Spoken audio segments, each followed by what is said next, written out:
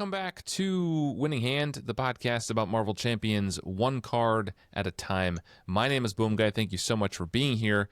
I am happy to be joined by multiple guests today. First of all, I should say I am joined by my usual co-host, Lazy Titan. What's up, man? What's up? How you doing? Doing good. Just enjoying the Marvel Champions Day. All right.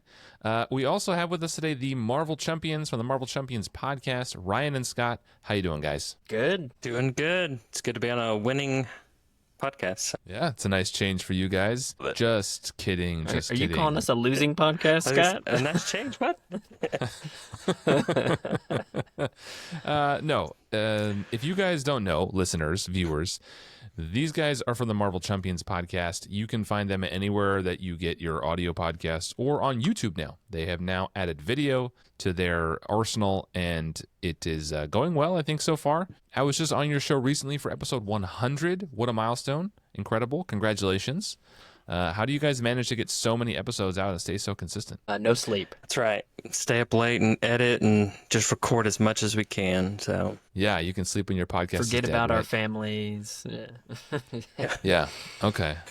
Well, I will say I don't do weekly podcasts, so you guys are ahead of me. This is episode 70. We are talking about Air Supremacy today. As you know, if you clicked on the title, we are going to continue what we started recently, which is I bring a deck every episode built around the card of the day, and I talk about how it worked and what it does. And since I have guests with me today, they also all brought decks. So we have 4 decks we are going to talk about today with Air Supremacy. But we were going to shift that to the end of the episode. We got some feedback that people would rather have that after we talk about the card, so the card is fresh in their mind when we discuss these decks. So we'll start off by talking about what we've been playing recently. Then we'll break down the card of the day, which is what you always came for. And then we're going to hit the decks. So let us start by, Lazy Titan, why don't you start today? What have you been playing recently? Oh, okay. Curveball. Recently, I played a deck that I published recently called the Deja Crew. It's a Star-Lord Justice deck. The idea was to use the raft to recycle stupid minions that you can get all your encounter card stuff from Star-Lord without having to worry about them being... You have to worry what they are, so you always know what they are and can always guarantee. It worked to varying success. I fell into the classic Star-Lord trap of you do just die sometimes, and I, unfortunately, it hurts me to say I may need to add some more allies to defend you because you do just kind of die with no defense. I forget he had a 1 defense. Yeah, he's pretty squishy. That hurts. The boots can help a little bit, but they only go so far. Yeah, the boots don't go too far. Yeah, that was a good one. I will go next, and I'll let our guests talk about what they've been playing recently. I've been playing recently a Wolverine deck, Aggression, that I have not published, but may get published at some point. I'm sure it's not an original idea, but it's built around using Berserker Frenzy to take damage and draw cards. It is using the new Spoiling for a Fight card to bring minions out, let them sit there and hit you to draw cards. Bring It draws you more cards, and then Blood Rage draws you even more cards every time you kill one of them. So, the deck is tentatively titled Get Rich or Die Tryin', which is a reference to a song that is older than some of the people on this podcast. But if you know, you know. And it's basically just built around, trying to draw as many cards as you can before you die. So it's a ton of fun. It's risky. It's a little rushy, but it is a lot of fun. So that's what I've been playing recently. Ryan, why don't you go next and let Scott go last? Yeah. I would say what I've been playing lately is some Winter Soldier. Just trying to get that new car smell going. The new card smell. I like Winter Soldier. Yeah, the new card smell. Winter Soldier's pretty straightforward. I've been playing 2 decks mostly with him. A protection deck that uses Chance of Fortune and uses, I think, Powerful Punch is what it's called, and then increase the damage on it. So that one's been fun, and I do a lot of red ink, so that one's good. And then I've been doing a Justice Winter Soldier, enjoying some of that sweet shield synergy.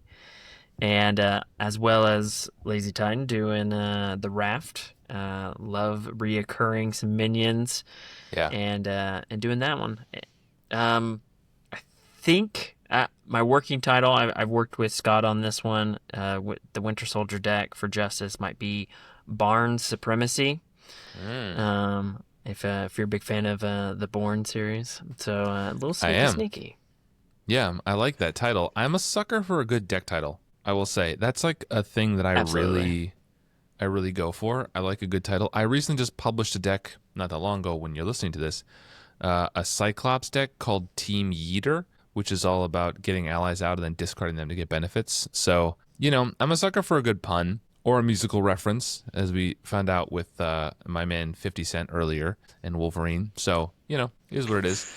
All right, Scott, why don't you go next? Tell us what you have been playing recently. So it sounds like Ryan likes Winter Soldier, so I've been playing the opposite of him as Falcon. So trying to make Falcon work. It's been a little hit and miss from the community on is he good or not. So been trying to make sure he's where I expect him to be, and he's been a lot of fun to figure out. He's got a lot of uniqueness. Being able to play with the top card of the encounter deck, you get to make a lot of decisions around that, and I think it's a good design. So I've been really delving into that. And then recently, I've been lucky enough to acquire the alt arts from the core box. So I was like, I need to go play those cards. So I've been working on a Spider-Man deck that uses Resource Reserve and Power Flight.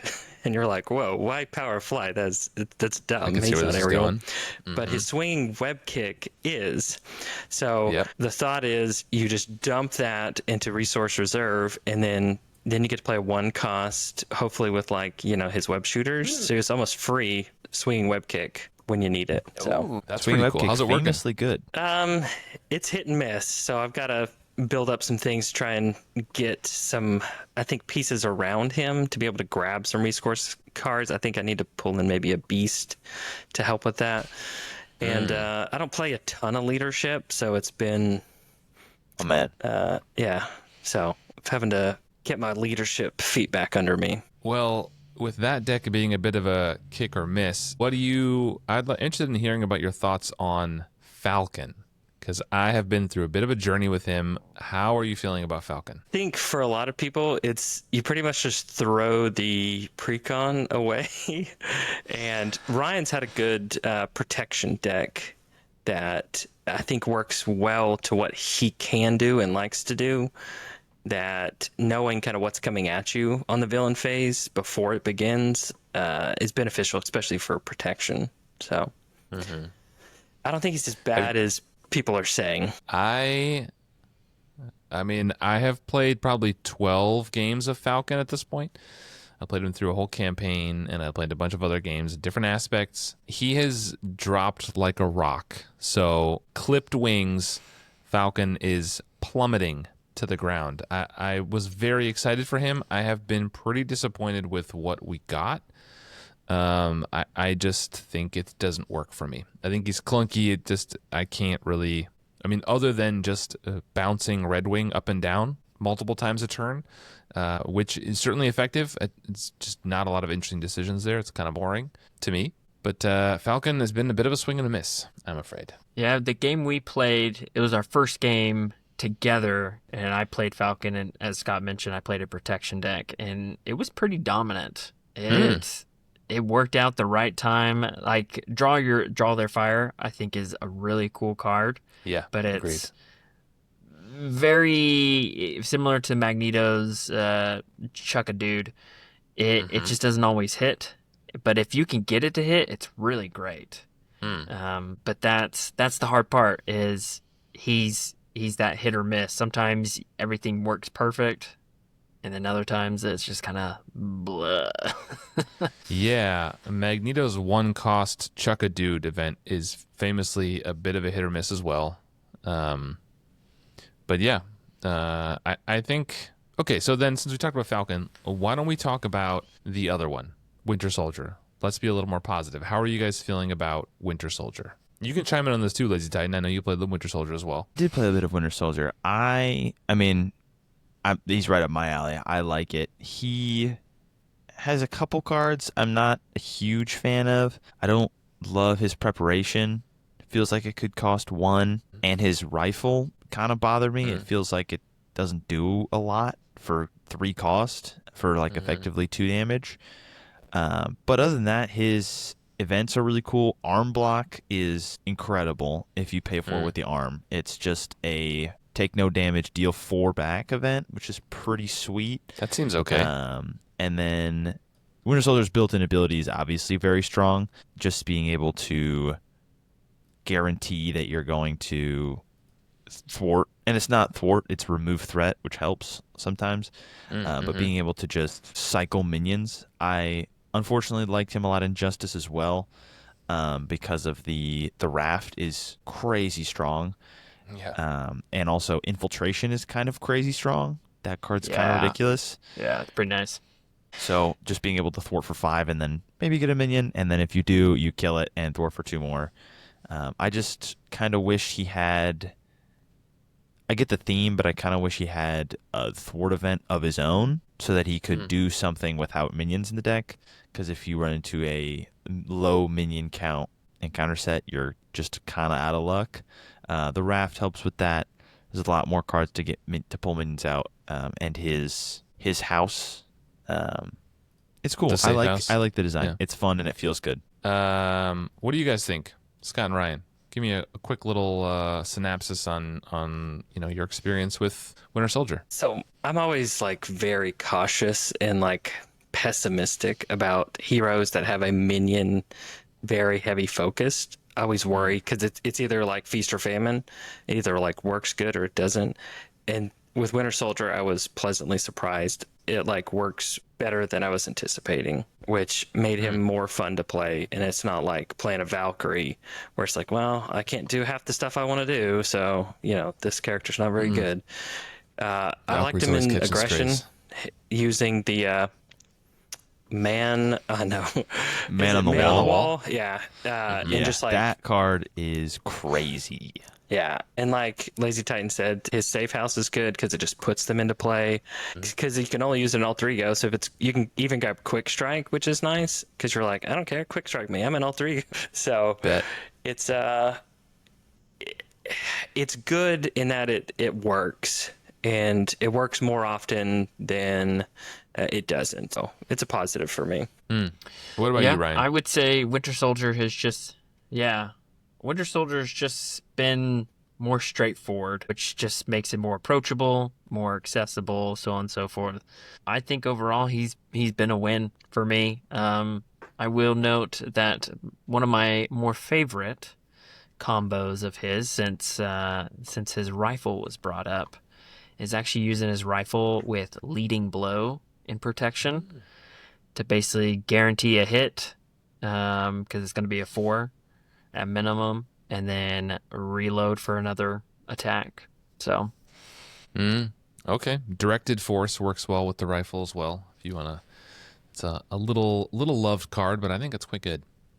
All right, well, I think overall you guys are pretty positive on both. I'm a little negative on Falcon. Maybe I'll come back around again. But Winter Soldier also seems good. All right, so let's transition to the card of the day. That is what the people came for. We are the People's Podcast. I would like one of you two to read the card of the day. Usually I only have one guest, so it's easy to pick. But which one of you is feeling like they want to do some reading right now? Who's the better reader, I should say? Scott. Okay. Don't all volunteer once. Scott, why don't you read the card of the day for us? All right. The whole thing or just the text? The whole thing. Cost, what the type is, the title, the text. Give us all of it. Read the art if you want to. Okay, let's do it. So this is Air Supremacy. It is a 2-cost leadership event. It is traded with Aerial and Tactic. And hero action, choose up to X enemies, where X is equal to the number of aerial characters you control. Deal 3 damage to each chosen enemy. And for the art, it has our guy Nova on it. Looks like he's flying in a outer space ship battle with explosions in the background. He's doing some Nova blast from his right hand, so it's pretty cool. Yeah, the art is there's a lot going on here. I should say that this card came in the Star-Lord pack. So if you are looking to get this card, at some point I will stop saying what pack it came in because these packs will be so long out of print, no one's going to get them anyway. But it is from the Star-Lord pack. And this art comes from Nova Volume 5, number 25, which is from 2014. So Scott gave us a little bit about what this art is. I'm sure you can tell us in a little more detail, Ryan. What's all happening here? For people who aren't watching this on YouTube, what does it look like? What are we looking at here? Do better than your brother. The art, I think, is very chaotic. Death okay. everywhere. Explosions in space. Classic Star Wars. I like it. And it's important to note it says Air Supremacy, but I guess they're in space, and I guess there's no air, kind of. So There's I'm no not air in really sure space. how that correlates. Yeah, good Um, That's what the word on the street is. I'm hearing. But overall, I think it's a good one. I like Nova. I think he's classic. The ships are not very well defined, but they kind of look like whales. More like are those like the whales from the? I was just gonna say, I think those are the Chitauri ships from the Avengers movie. I think that's what those are. It looks I like a little hadn't bit. put that together until right now. But now that I look Space at it, whales. yeah. Now that So you it said is that. Star Wars. You know what it reminds me of? It reminds me of the beginning of like the opening scene of Revenge of the Sith, where they're like flying their ships, Obi-Wan and the other one, Anakin. Yep. You know, and they're like flying and they're like going and there's ships everywhere and there's like they're fighting all over the place. There's big ones, there's small ones. That's what it reminds me of immediately, like visually. I definitely see that. It seems like this is a snapshot of a similar scene. Yes. But yeah, I had not put it together that those were the Thanos ships. That's crazy. But I never noticed it before. But now that you Learn said something that, new every day. yeah, this is why you love deep diving on these art, because I had never seen it that way before. I focused on, you know, the foreground, which is clearly Nova and his heroic pose shooting lasers. But then when you start to look at the background, you realize, oh, it is those like Chitauri ships. That's pretty cool. I didn't know he fights the Chitauri. Where was he in Avengers 1, right? Could have saved New York. Thanks a lot. Yeah, Anyway. where was Nova? Yeah, thanks a lot, jerk. buddy. Really letting us down there. Does this art work for you all? I mean, I know you picked up on a thematic element, Ryan, which is the lack of air and space, so the title's a little bit of dissonance there. We'll get to the theme in a minute, but just art, how does the art work for you? Does it like pull you into the card? Does it make you feel what the card is? I would say that it hits the mark. I know exactly what it's going for. Nova, he's aerial, he's flying, and you're hopefully dominating the air or space in this case. Scott? The above you space. I don't like it. I want to see air in the sky. I think of the sky when I think of air, and I think this card, because of when it came out, was kind of pigeonholed into that wave for the art. So I don't like it. I can see that. Is this, so which Nova? Is this Nova Prime or is this Nova like the one that is the hero in the game? Do you guys know? I would say this is our hero Nova, just because judging from the Nova Prime art, this Nova isn't absurdly shredded. So I think we're guy's looking yoked. at Yeah. Kid Nova. He's crazy built. And his he's name only is got a 12-pack versus Nova Prime, that dude's 18. jacked, man. He spends a lot of time in the gym. At least. What is this? This Nova's name is, what's his alter ego name? Sam Alexander. Sam Alexander. The other one is Correct me called if I'm wrong, gentlemen. Richard Ryder. Yes. Okay. That's an unfortunate name. I'm not sure. Good call. I how did we not landed remember there. that. The less said about that name, the better. We're going to move on. So let's, okay, speaking of moving on, let's move on. You see you laughing there, Scott. If you know, you know. Don't think about it too hard, listeners. So let's go to the theme. The theme, and when we talk about theme, we're talking about, you know, does the text of the card, the flavor text, the title, the image, the aspect that it comes in, do all of that come together to make a complete package, or does some of the pieces not quite work as well as we'd like together? I'm going to start with you this time, Scott. Ryan's been talking a lot.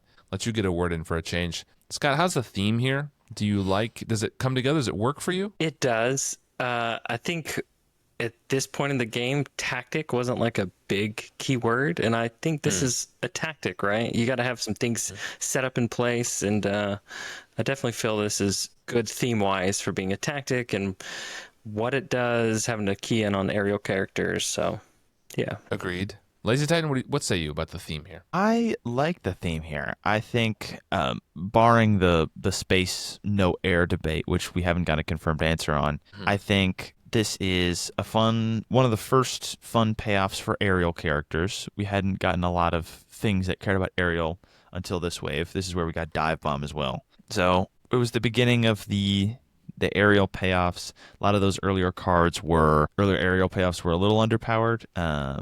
I guess except for the protection one. What's it called? Ever Vigilant. Ever watchful. Ever vigilant. Ever Ever vigilant. vigilant. Also, that card's awesome. the Justice Still one, is. Agile Flight, that card slaps.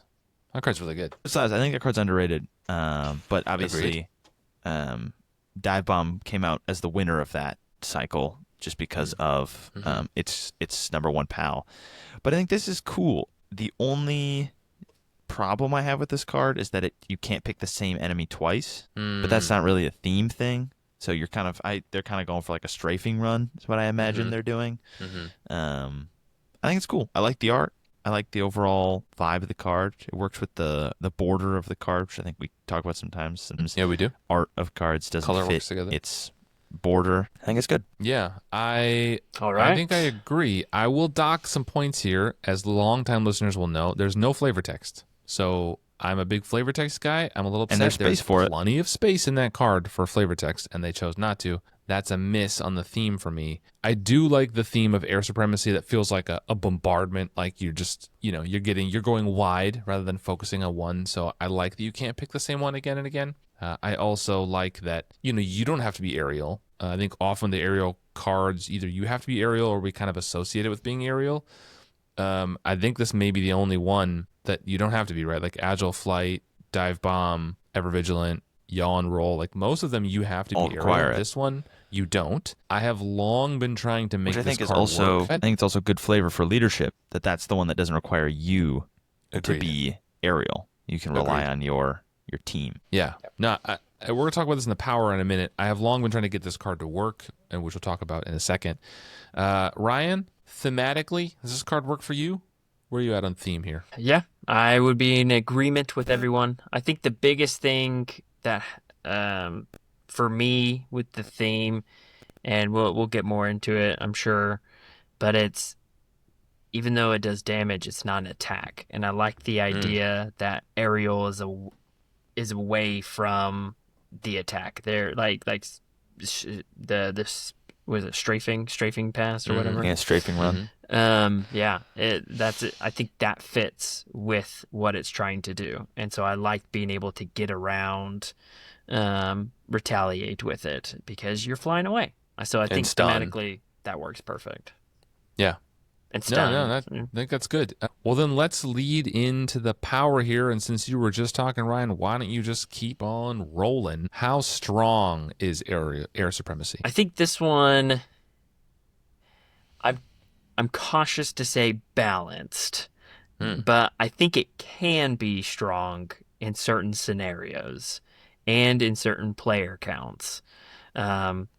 If you're set up, then it could be great. But the problem is you got to get set up, and there really isn't, even in today's card pool, there isn't a ton of aerial allies that are affordable. I have found out working on this. So if there were more affordable aerial allies, I think this could play more. But as of now, I think it might be slightly below where like average, I guess. I think there's some flaws that bring it down for me. Lazy Titan, jump in here. Is he wrong? I don't think so. I have long watched you try and make this card work. Yes. And I have, I'll admit, I've been a hater the entire way. Yes. I've sat along as you've decided to play Air Supremacy in X number of heroes, and I've said, don't play that card. You could just play this card, which is probably better. Yeah. One of the more obvious examples is now that we have Firepower. That feels like the most glaring example of pretty much only better. Yeah. Different aspect, different vibe. But this this card has always, I mentioned it a little before, it's always been limited by the fact that you can't pick the same thing. So Yes. if you're doing a good job and you're set up and you're clearing all the minions, this card is 2 for 3 if you have an aerial character, which is fine. It's not like terrible, but that's Haymaker.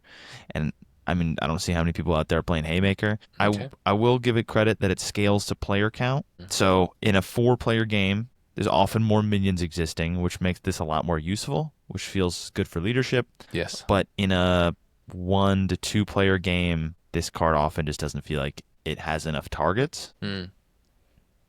And can sometimes feel underwhelming. I think maybe. Scott, where are you at on power here? So Lazy Titan took all my good points. So You're welcome. Damn it, Lazy Titan. Every time. See, I felt this opposite of Ryan. It wasn't that I didn't have enough setup in order to be a higher X value. It was I didn't have enough enemies to make it worth my while. It's like Lazy Titan said, pay 2 for 3 on one, enemy. Just I have better things that I can play besides 2 for 3. I mean, for some heroes, that's in a basic attack. So that was the struggle. Is you either had to commit to leaving all these enemies out to really have that big payoff, but then you're having to deal with them for that extended amount of time. And if it works, it works. But it's getting that perfect balance of you set up plus having a board state of enemies worth the cost. Yeah. I think I'm going to maybe be different from everybody. I think this card is crazy good. This card is so strong. I think it is. So there's a whole bunch of things that go into this. So I said I've been trying to make this card work for a long time. I have been. I've been trying to make it work with Vision. That was where I started because this is not an attack. So Vision can stay in intangible form and use this card to deal damage. And I'm always looking for fun ways that he can do damage while staying in intangible, because yes, you can flip, but intangible form is what makes him the most unique to me, and I'm always looking for ways to exploit that. So that's where I started with this build a couple of years ago. More recently, we'll kind of get to characters that I work now with it, but I love that you can go wide with this. I also love that you don't have to exhaust those allies. Like, they can attack, or you can use strength in numbers to draw a bunch of cards in them, and then you can play this card to deal a bunch of damage at them. That to me is really strong, right? Like, I can strengthen numbers and then draw a bunch of cards and then play Air Supremacy to deal a bunch of damage. I was just playing this card just the other day, this past weekend, with my local group with the deck that I'm going to share in a little bit, and we had a bunch of enemies, and I managed to do 5 enemies. I got 3 damage. So, I've spread the board around 4 allies and the villain. So I put a bunch of damage out there. I think this card's really, really good. I think this card is so much of what I always want a card to be, which is very situational. But when that situation comes, it's awesome. I think more cards like that are great. It's not just one of those that's generically good, right? Oh, how many allies do I have? Strength in numbers. It's just draw a bunch of cards. Yeah, of course that's good. This is one you have to kind of build into it, and I like that. I like that it's a tactic. Someone pointed that out. That's cool. I wish there was more things that interact with tactics, but I think this card's really, really strong. So maybe I'm in the outlier here. But in terms of fun, Scott and Ryan, I'm sure you've been testing this card recently because you did build decks for the episode. So how fun is Air Supremacy? Is this a card that you're you get it out and you're hell yeah, slap it down, let's deal some damage? Or are you let's see what else is in my hand? When it hit, it was a lot of fun to be able to just be bang, bang, and being able to hit a bunch of different enemies with, a single non-attack was really satisfying. So it's fun. It's fun when it works. Your pew pew sound effect is great. Ryan, go ahead. Love it. I have to say that, yes, it's fun if you can get 2 or more enemies. If you have this card pull up and there is just the villain, just kind of, okay, I guess I'll just do it. Yeah. That's and I have found that more in solo play that happens rather than multiplayer. I think even with 2 characters, right?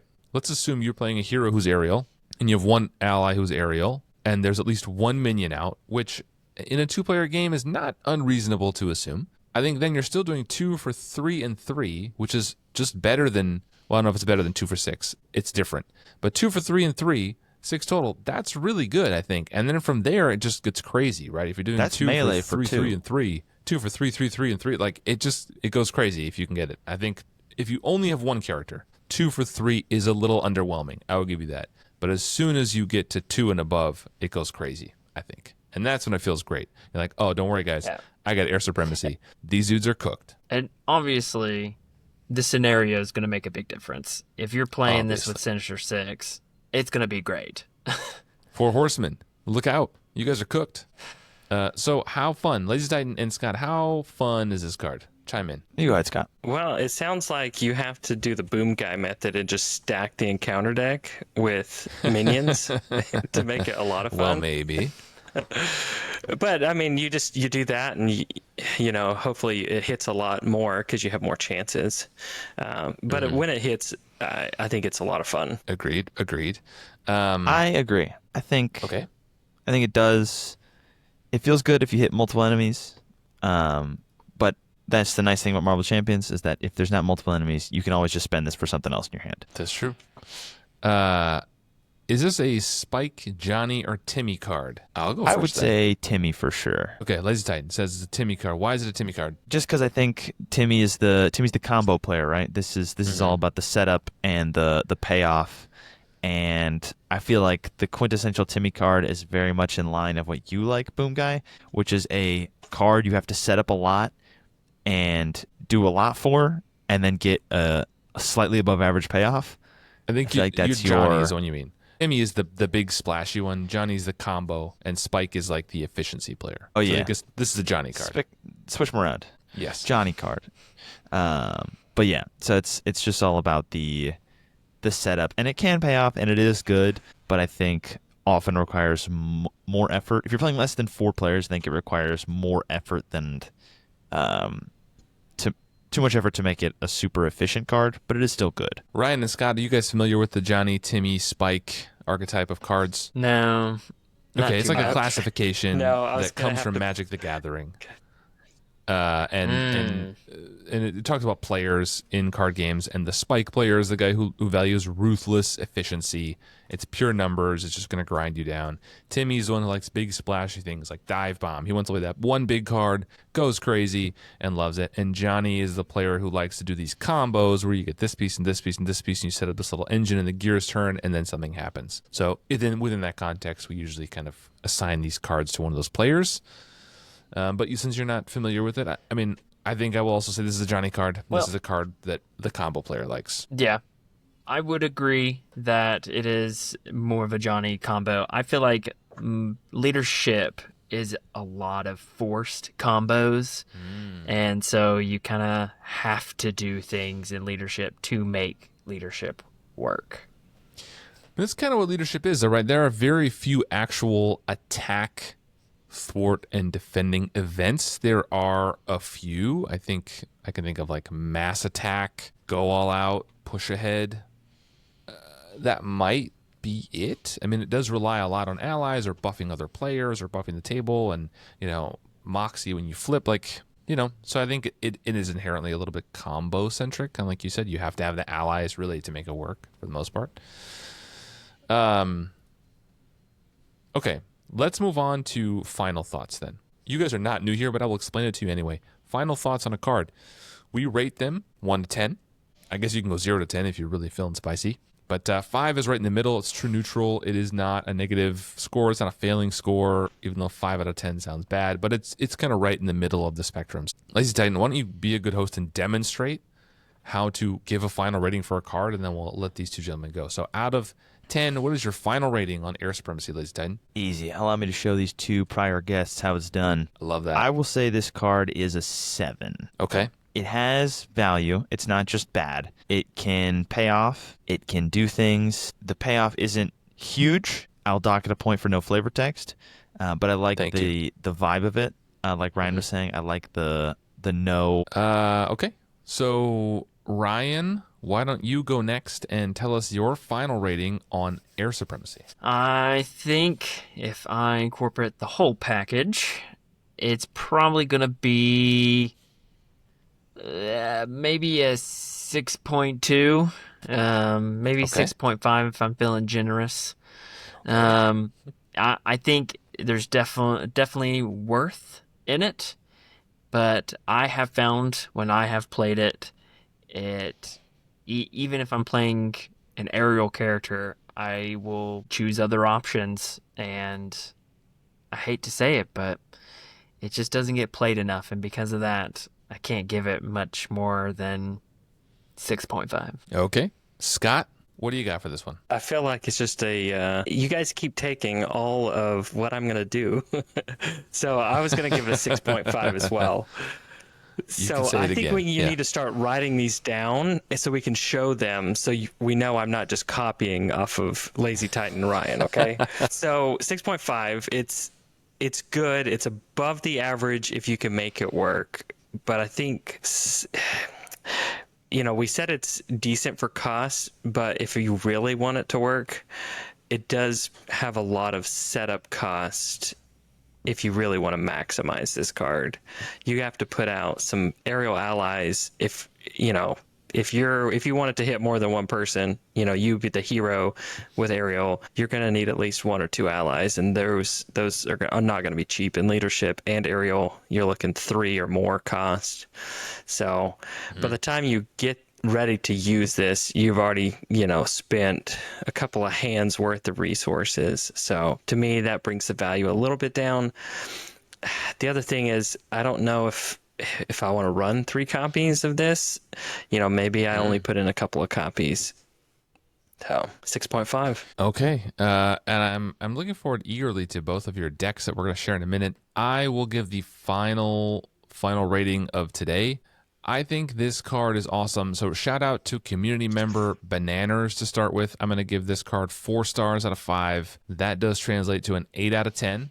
8 out of 10 for me. This is really fun. I do dock it to points because of the lack of flavor text that is inexcusable for my part. I love flavor text in a card, and I feel like it's begging for it. There's space there. I do really like the art, although I do question, again, the lack of air and space. So there's a little bit of thematic disconnect there. Also, there seems to be those things are on fire in space, and I'm no scientist, but I'm also told there's no fire in space due to the aforementioned no air in space.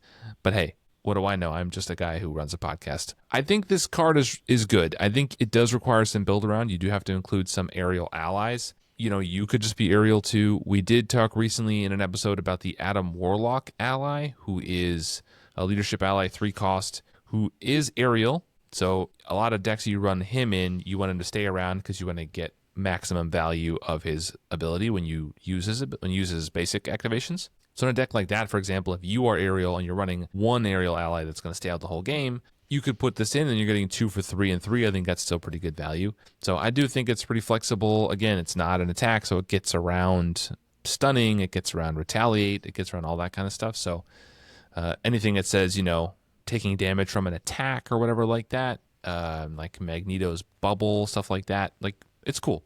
So I think it's really fun. I like it. 8 out of 10 from Boom Guy. So this is normally the place where we would end the podcast. I would sign off. We would say goodbye, and that would be the end of the episode. And that is what the people have come to expect. But here at the People's Podcast, we are both consistent and fresh, which is an amazing combination. I want you to dwell on that for a second. And while you dwell on that, I'm going to go ahead and share my deck here. I'm going to go first. It's my podcast. That is my right. So, all right, we are looking at my deck for the episode. This is episode 70, Air Supremacy. I built a Magneto deck, so I'll just kind of read what I included, and then I'll talk briefly about what the deck is. So it includes 8 allies: Adam Warlock, Arrow, Angel, Cloud9, Falcon, Snowguard, Spectrum, and Sunspot. You have 3 copies of Air Supremacy, 2 copies of Flying Formation, 2 copies of Make the Call, and 2 copies of Squared Off. I have 3 Digging Deeps, the 3 basic double resources, and then 2 copies of the Power of Leadership. I have Flight Squadron, Moira McTaggart, Team Training, and the Triskelion. So this is a 44-card deck. Basically, the idea is pretty simple. You play aerial allies, you use Air Supremacy to deal AoE damage. Flying Formation is an alliance card that is 4-cost alliance card that readies up to 3 aerial characters. So that works well here, obviously. Make the Call finds you allies if you need to get them, and then squared off will find you allies and also help you pay, or help find minions, and then helps you pay allies for free, for cheaper, I should say. The allies we have are all aerial. In particular, the ones that this deck really focuses on. It was started with Adam Warlock, like I mentioned before. He has an ability where you discard a card from your hand, and then you get an effect based on the resource. And then I have Arrow and Cloud9. Those are the other two that are really important to this build. Cloud9 and Arrow are meant to stay in play the whole time, and when you exhaust them, you choose a player, and then every aerial player every character that player controls gets +1 thwart and +1 attack, respectively. So basically, you're meant to, buff yourself, your other allies, and yourself as Magneto, because he has a built-in ready. It's easy to activate that more than once. And Flight Squadron, also when you play an aerial traded card, you are able to exhaust Flight Squadron and ready an ally. So often, you can play Air Supremacy. For example, you ready Arrow, give all your characters +1 plus attack. Then you play Air Supremacy to do some damage, and then you ready Arrow and exhaust Arrow again. So now everyone has +2 attack, and you can go to town. You can do the same thing with thwarting. So that's kind of what this deck is. I have played this deck a ton since I started playtesting it like 2 months ago. Month and a half ago. It's really good. It's really strong. It's pretty straightforward, but that's my deck. Questions from you three or comments? Anything you want to say? I got some golf claps. I do. All right. Yes, I've got something to say. All right. Okay. Flying formation. Mm-hmm. Have you found that you were able to pay it with no issue? Yes. Magneto is rich. Often, flying formation is a late game finisher. So at the end of the game, when all the allies are out, you have 4 allies out, 5 allies out in some cases, and then they're ready to go. So then you can play flying formation, right? You can Arrow, attack with everybody with +1 attack, ready them all, attack again. Like you can just really, it's a game finisher for me for the most part. And usually there's someone else at the table. I find the alliance cards, I'll say, in most games, right, especially at a finisher like that, someone has a resource that they can chip in. And that has always been the case. Like, hey, look, I can do this huge turn of thwarting or burst attack. Can someone spare a resource or two? And usually someone's like, oh yeah, I wasn't going to use this card anyway, or whatever. So yes, I have played it, but it is in there meant to be kind of a late game finisher. Is a finisher? Yeah, I had a similar idea on the flying formation, and the hero that I chose to do it with, it just wasn't able to make it work. Cost too much, and I think that's the fault of the hero that I built my deck around. But I'll have to rethink that in a future deck. Well, listeners, viewers, as I have done the last couple episodes, I will publish this deck on the day the episode drops. So if you're listening to this deck is live on Marvel CDB. Feel free to go check it out. Please, everybody who's listening and watching, submit decks. The last couple episodes, we've had a bunch of people submitting their decks around the card of the day. So I would love to see your decks around Air Supremacy. Hit me on Discord. Send me an email, winninghandpodcast@gmail.com. Or, just post them and link them somehow to my deck. And then I will add them in the description. The last couple weeks we've had, I don't know how many, but I add all the links in. So if you find my deck, you can find all the other decks that are submitted. And I will also put links to each of the decks that my co-hosts for the day are going to talk about. So right now I will stop sharing this deck. Ryan, since you mentioned the deck that you built, who is the hero that you built that deck with? I decided to make my life a little harder. In this little challenge, I would say, I chose to do War Machine. War Machine. Here it is, viewers. Yes. Hot air balloon. Why don't you read the deck, like the cards that you added to War Machine's kit? Read those out to people who aren't watching, and then we'll talk about it. Yeah, so in the beginning, I had a bunch of allies that were all aerial, and I found that it just did not work with War Machine. So I changed it completely up and went a totally different route. So I have 6 allies. I got Ant-Man, Captain Marvel, Iron Man, signature of course, Maria Hill, Ronin, and Slingshot. And then events, I've got 2 Air Supremacies, 2 First Aids, and 3 Mission Planning. And then I did put in some player side schemes, build support, call for backup, and superpowered training. And then resources, I went all in with 3 organizational support. and then follow that up with some supports. I got the Quinn Carrier, I got 2 Quinjets, and the Triskelion. And then last but not least, the upgrades of Shield Deputy and 2 Sky Cycles. Okay. So the whole idea that, well, the issue that I ran into when I first started working with War Machine is he likes a lot of setup of his own stuff, and this whole Air Supremacy and leadership wants to take all your resources to set up its thing. So it was a conflict. So I decided to abandon all the aerial allies that I had, like Cloud9 and Adam Warlock, and I decided I need allies that's just going to keep me alive to be able to set up. And so that's why I chose Ant-Man and Slingshot. And then I decided, you know what? Let's just use Sky Cycle and throw that on Iron Man and Ronan. And I could throw it on Ant-Man and Captain Marvel as well. And then have mission planning be the way that I can attack or thwart, ready back up, and do it again with 0 consequential. And just kind of just keep that cycle going, keep them alive, then be able to do Air Supremacy, and that be the way I maximize my damage and thwarting. And then to help generate that, because it still is a lot of resources for War Machine, I've got the Quinjets to fuel organizational supports, but I also have Shield Deputy, so I can be Shield in hero form, and that way I can also exhaust my munitions bunker as well as the Triskelion to fuel organizational support. So once I have that set up, I'm bumping 3-4 resources with that single card, which then fuels all these other high cost cards that I have. The one big flaw is I don't have aerial, and so I have to get it with my chassis. So as long as I have that, then everything works. But I will, this obviously this isn't a War Machine rating segment, but his chassis, not great. Needs to be better. Needs to be 2 cost, or at least give him health. So Yeah, I mean, it gets tough. That was the issue I found in it. Pretty good. Yeah. Okay. Yeah. Him I flipping think- down helps keep him alive. Yeah, I think immediately what jumps out to me is mission planning. I think that's such a cool inclusion here. I think that's a card that people don't play enough. Those cards that do something if there's a side scheme in the victory display, those are really cool. They don't always hit for me, but they're very situational, and I like that you added in a Sky Cycle. That's cool here. And then Shield Deputy to, trigger organizational support more.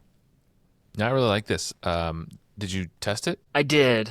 Unfortunately, I wasn't able to test it in multiplayer setting, and I think this would be a lot better in multiplayer because it'll help keep him alive to be able to set up. In solo, I was able to win, but I also got my This is I a was family roughed show. up, Careful. We'll say. Black Widow. Okay. Yes, Black Widow can be pretty rough. All right. Yeah, but she's fun. She puts pressure. I like her. Okay, any other comments on Hot Air Balloon? Which seems odd. It seems like one that would easily pop and not go well, but, maybe that's the point. Any other comments on this one before we move to the next deck? Anybody? Bueller. All right. I'm going to stop sharing. I will say one more thing. Yeah, go. One more thing. Slingshot, awesome ally. That's all I'm going to say. Yeah, Slingshot is really fun. Slingshot is the 3-cost shield spy that you can spend an energy resource to put her into play for free, and then goes into your hand if it's still in play. Or you can play for 3 like a normal ally, but I think it's a cool ally. I will stop sharing. I think, Scott, you're going to be next. I'm going to leave Lazy Titan to have the final word. I may live to regret that. But let's talk about your deck, Scott. You went in a different direction with this one, and I'm excited to see what yours is. This one is called Come Fly With Me. Great song reference there. So why don't you read the deck, and then we'll talk about it. Yeah, so great minds think alike. You guys took inspiration from my deck, so I really appreciate that. So Come Fly With Me. I did a very similar ally strategy as you, Boom Guy. I have Arrow, Cloud9. I've heard it pronounced a few different ways, but Hugin and Munnin, or Hugin and Moonin. And my heavy hitter is Cannonball. So we'll talk more about Cannonball in a second. But he's Love it. pretty amazing with Angel because he has so many aerial traded cards. Let's see. His normal hero cards, I'm not going to touch too much on unless I need to, but I have 3 copies of Air Supremacy, 1 of Flying Formation, 3 Mission Planning. Those are the 3 cards I think you could alternate some of the quantities you have to kind of play with this deck, depending on your scenario, because we'll talk about that when I play tested it. I have 2 player side schemes, Call for Backup to go grab some of those allies, and Superpower Training. It's key to get out his Techno-Organic Wings pretty early. Yeah. For resources, I went all out.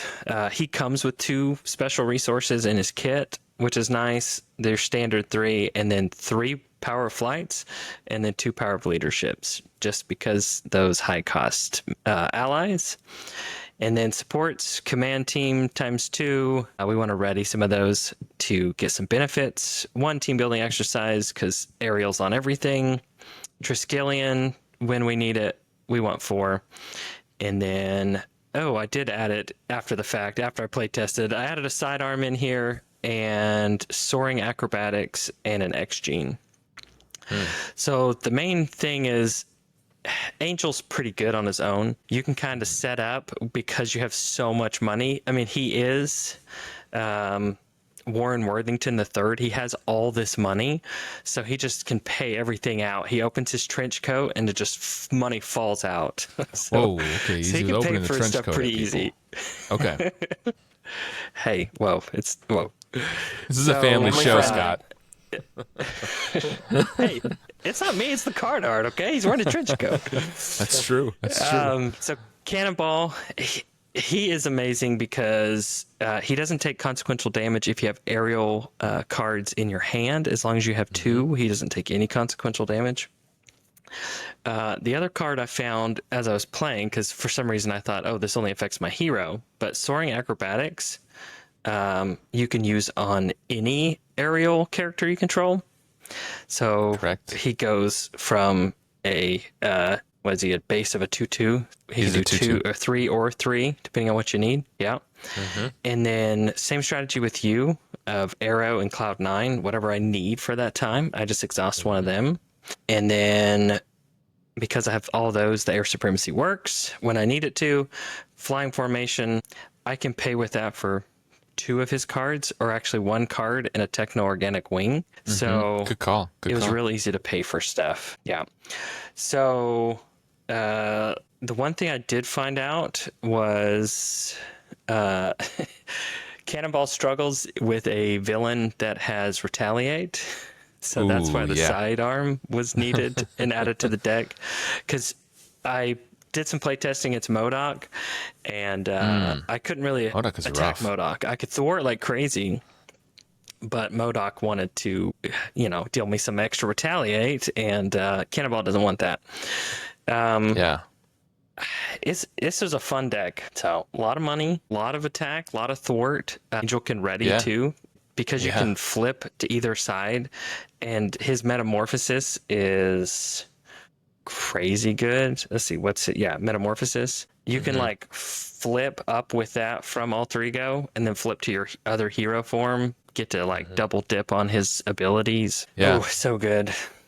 That is quite good. I mean, I'm curious, did you ever feel like this is so heavy on Cannonball? Did you ever feel like you wanted to go all in on like the Voltron and add Sky Cycle, just that extra ready, or Inspired to get another +1/+1 or anything? So I thought about Voltroning a little bit. Sky Cycle, you're limited because he's not an Avenger. Oh, right. Good call. So, yeah. But because like you did, you can double dip with Arrow or Cloud9, Yeah. and I have multiple ways to kind of ready some of those. So you could really have like really big crazy turns.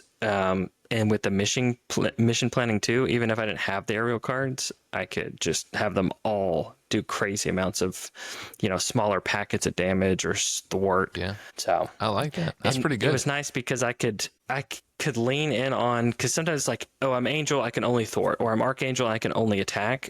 The allies could make up that opposite side I needed every turn.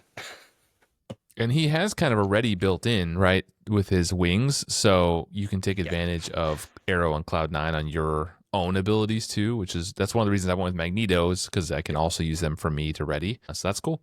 Now I like his techno-organic wings paying for flying formation. I hadn't thought of that tech, but that's really cool. Also pays for air supremacy, just straight up. So he's so rich. Yep. This looks really good. Any other comments from Lazy Titan? Ryan, anybody want to comment on Come Fly With Me? I like it. Angel's good. And I don't want to spoil it, but we may or may not be seeing both Arrow and Cloud9 in my deck. Angel's just good. I mean, and I love that you have like a good hero anyway that can do through the setup, like you said. You have one. He can just rely on his hero cards while you're setting everything else up because they're just good. No, it's a good one. Awesome deck. Thank you for sharing. We have one left today. That is going to be who, the Dexpert, the Titan. You love him. You know him. Here it is. Power, all capital. I think all capital deck titles are becoming your thing. But go ahead, Lazy Titan. Tell us about this deck and read it first. So it took me a while to build, to think of a deck idea for this, because I was like, oh, easy, I'll do Angel. And then somebody stole that from me. He's over here playing the victim the whole time. He's stealing on my stuff. But I decided, I'll keep it simple. A good rule of thumb for Marvel Champions is if you don't know how to build a card, you look at who's on the card, it's probably a good start. So I picked Nova. Nova's on the art. It's probably pretty good in Nova, you would assume. So I also already like Nova, and I don't get a chance to play him as often. But I went a little heavier on the allies than you guys did, which I think may surprise people. I went for 9 allies. I have Adam Warlock, Arrow, Captain Marvel, Cloud9, Hugin and Moonin, Spectrum, Sunspot, and Vivian. So I think the reason I went higher on the ally count was because I didn't do what I saw a lot of you guys do, is other than Arrow and Cloud9, these allies are not precious and don't need to stick around. So I don't have any healing. I don't have any ways to boost them. I didn't play the no consequential card. I'm just, if they die, they die. It's what it is. And then for my events, I obviously have 3 Air Supremacies. I have 3 Squared Offs and 3 Strength and Diversity. Strength and Diversity is a weird card, and I was unsure about it, but I had 3 slots left, and I wanted to try it because every one of these allies, obviously they have the aerial keyword, but they also have a keyword that no one else has, except for my own ally of Miss Marvel, but she has Inhuman. So of these characters, we have Agents of Atlas, Mystic, Aerial, Inhuman, Bird, Asgard, Champion, X-Force, Android, X-Force. Like, we just have all these things. So if you get a good board setup, you will have quite a few traits going. And then Squared Off was kind of where this deck started for me, because Air Supremacy requires a lot of targets. So I want to have a lot of targets to hit. So that leads me into getting minions. And obviously Nova loves minions who get knocked down a little bit so that he can finish them up with his own stuff. And then also it lets you play allies for cheaper. A lot of these allies are 3 or more. Only exception is Vivian and Hugin and Moonin. So you can square it off to play Miss Marvel, who's probably the all-star still just because she's really good. Or you can get a cheaper Captain Marvel. One of my favorite techs I discovered while building this deck was Spectrum. Because Spectrum only requires you to pay 1 wild resource, if you reduce her cost by 3 down to 2, you have easy access to a wild resource with connection to the World Mind. So you can even hold it if you wanted to find until you find Spectrum. And then you just tuck a World Mind under her, and she's a 3/3 with 5 health and 1 consequential damage each. Pretty crazy. Yeah. And then Sunspot also has a resource requirement. Nova has easy access to wild resources, so you can pay for those cards, pay for that resource cost. And then I put 2 side schemes in here. I have Call for Backup and Build Support, because we do have expensive allies. We can obviously you are looking for probably a Captain Marvel is one of the better ones, or if you still need to find Arrow or Cloud9, you go find them, and then build support because it's good. I have three of the basic resources: Energy, Genius, Strength. My supports, I put in Flight Squadron because it ups your ally limit, is the big one. It also readies your allies, which is nice. And then the Champion's Mole Bunker, which is a card I don't get to play often, and I love playing. It's so good. So good. Just lets you cycle the deck so fast. Yeah. And then I also put in Mission Leader because Nova loves clearance side schemes. Mm-hmm. Yeah, draw more So cards. basic play pattern is you can use the bunker to look through your deck, but the basic idea is you will play Hugnamunin and your squared offs to get minions, and then you will play your Unleash Nova Force. You will Air Supremacy, get all of them low, or your Strength and Diversity can also ping things down with specific damage to get everything down to 1 or 2. You can use Arrow and Cloud9 to boost your own stats, and because you have Flight Squadron, you could potentially like boost your attack with Arrow and then ready her after you play Air Supremacy and then boost your attack again. So now you have 3 attack with all those readies from Nova Force, and then you just go crazy. You kill every minion, you ready yourself, you get another resource which lets you pay for another Air Supremacy or a Nova card, and then you're clearing side schemes and you do the whole Nova thing. While having the boosted stats and the value of some really good allies on the side. I think this is And really that's it. cool. I like Sunspot as another target for like AoE damage, right? To spread that damage out. Sandspot, if you play from your hand, you can deal damage to everybody for each energy resource. So if you pay, with multiple energy resources, it essentially is another Air Supremacy. You can just blast damage around. That's super cool, especially with someone who has easy access to wild resources. So that's good. And, Spectrum is fun. It's hard to play, but, squared off helps with that, right? Like, play squared off in connection with the Royal Mind. And Squared you off basically paid helps for it. cut the cost down. Yes. And you get a minion, and then you have your Miss Marvel has a little bit of non-bow synergy here because she does turn off Flight Squadron. I think that's kind of just the price you have to pay because Miss Marvel, I've said it on the podcast before, is incredible just because she lets you get Nova Force back. And Nova Force is one of the better cards in the entire game. So Yeah, just being very able good. to recur Nova Force is super strong. And then then she can just eat an attack or something and die, and then up your thing and turn on your Flight Squadron, and you can do the whole thing. Hugnamunin, crazy ally. So cool to look through the top 10 to find a minion. 2 cost, great for defending.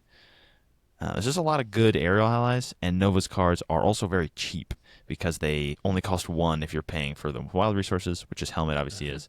So you have a lot of spare money to be spending on your aerial stuff. Yeah. Scott, Ryan, any comments on the final deck of the day? I like it.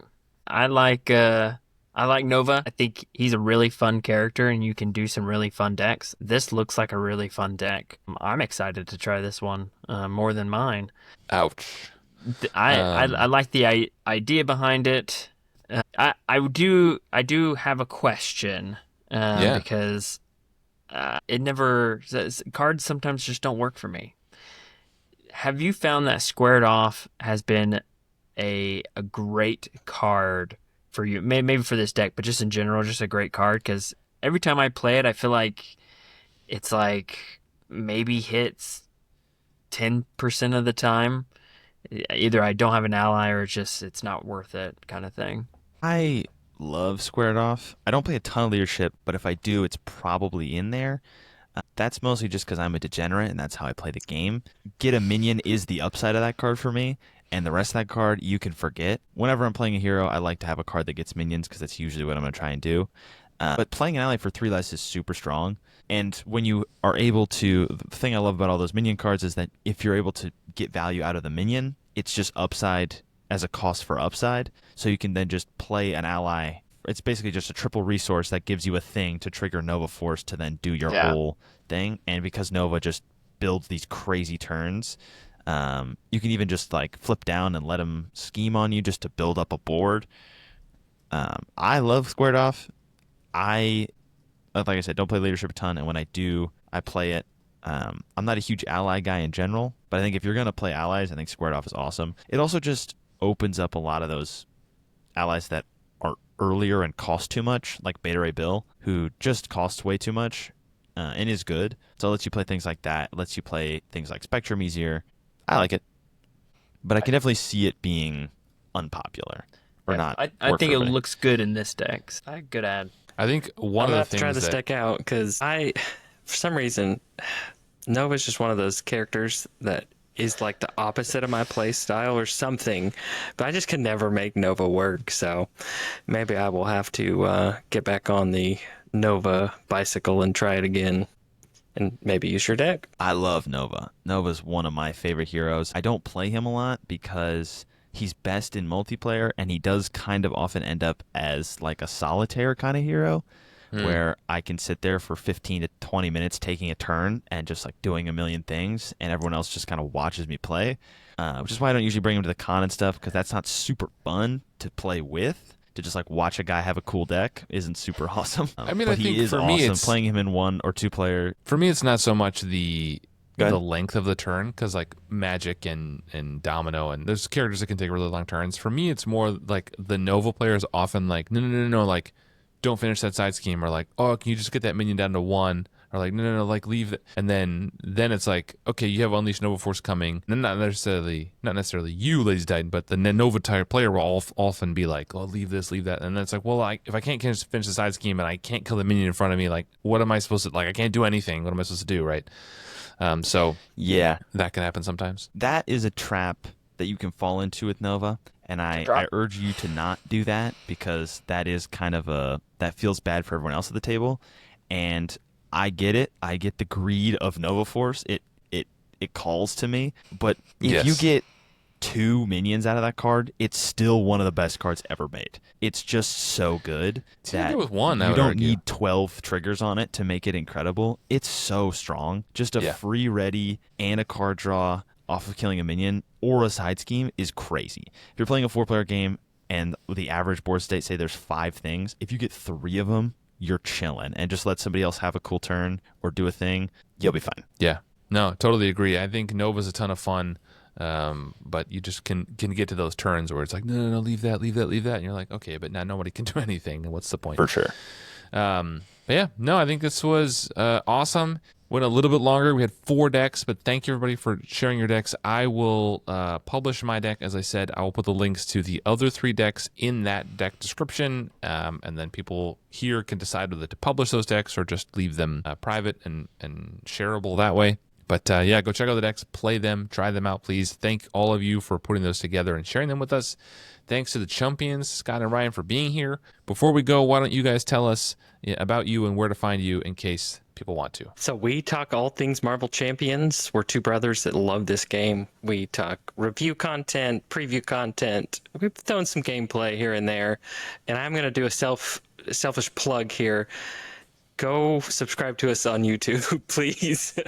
We want to build that base out a little bit. So, Ryan, anything to add? No. I'm great to. I mean, it's great to be here, having fun, talking champions. We appreciate it, and this game's fun. Keep playing it, people. Don't. The game's not dead. It's not dead, people. It's alive. The game is not dead. Game's no, not dead. Thank you, everybody, for following along. I hope that everybody who is listening to this, who just heard Scott's selfish plug, I hope you please go subscribe on YouTube. If you're watching this on YouTube, the link is in the description. It takes you 30 seconds. It takes you less than that. Just go follow them, subscribe to their YouTube channel. Don't take these 30 seconds to leave us a 5-star review this week. Take a week off. Usually I say it only takes 30 seconds to leave a 5-star review. Take a week off of that. Spend that 30 seconds subscribing to the champions instead. It's worth your time. Their content is awesome. Thank you, everybody. It was an awesome show. I appreciate everybody being here. It was a good time talking Air Supremacy. I'm interested to hear what people who are listening or watching this think about Air Supremacy. Please leave your thoughts down below. I'm curious about this card. And then share your decks for the card so I can add them to my deck and share them with the community. So thanks, everybody, and we'll talk to you next time. Bye, everyone. Later. See ya.